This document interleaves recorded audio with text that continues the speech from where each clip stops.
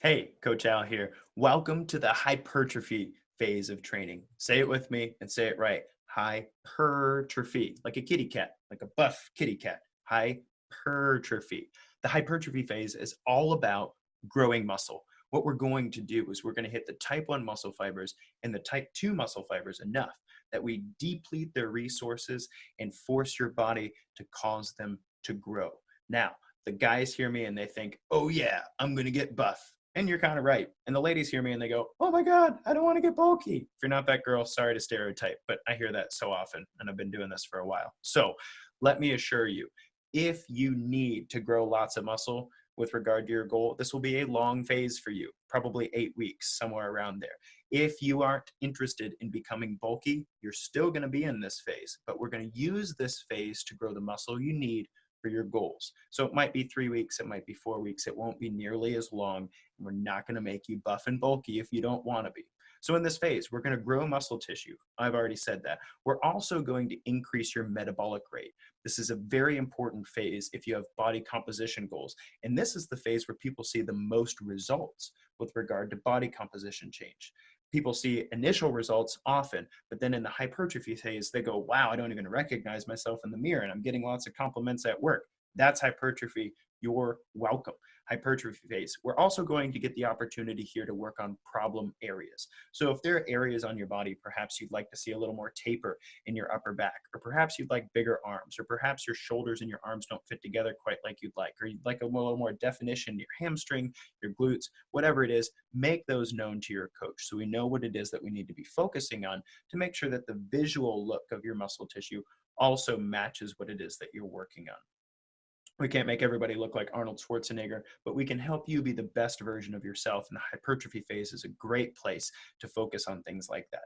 Here, a couple notes about this phase. We're going to increase weight as often as possible. So if we're doing 4 sets of a single arm dumbbell row, for instance, and you've been doing 40-pound dumbbell rows and they're easy, you can do like 12, maybe 15 of them, no problem. It's time to challenge yourself. It's time to up the weight. By the end of a hypertrophy workout, you should feel toasted. You should feel exhausted. You should feel like you left it all on the weight floor because every time you were able to, you tried to increase your weight a bit there. So when we talk about rep ranges of 8 to 12 repetitions, I want you giving me your best effort when it comes to the amount of weight that you're trying to move, obviously with good form in the hypertrophy phase. Also for rest periods here, we're looking at 60 to 90 seconds of rest. You don't want to rush it. If you're able to get right back to your set and perform the same amount, then you're not doing heavy enough. 60 to 90 seconds rest, and you should even see a little bit of a diminishing performance set over set, meaning let's say you do your bench press at 155 pounds and you're able to knock out 10. Great. If that's a good weight for you, then by the 4th set, you're probably only going to get 8 this time. And that's a good indication that you're at a great weight. Make sure you communicate that performance so that we can monitor your progress over time. It's awesome to see you grow in this phase. Also make sure, last but not least about resistance here, also make sure that you're communicating any strange pains because in the hypertrophy phase, as we're taxing the muscle tissue, the muscle's pulling on things like joints.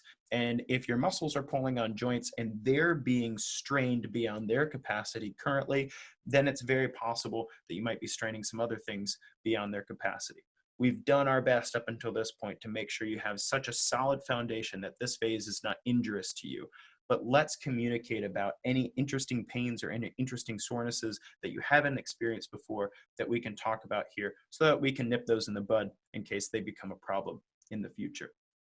From a cardiovascular standpoint, it varies. Depending on your goal and depending on what we're working on together, you might have a little base training cardio in this phase. You might have several small, short, high intensity interval training sessions. You might be doing some tempo training. Whatever it is that's in relation to your goal, your cardio program here is making sure that you don't lose the foundation of cardiovascular fitness while we focus on growing your muscle tissue.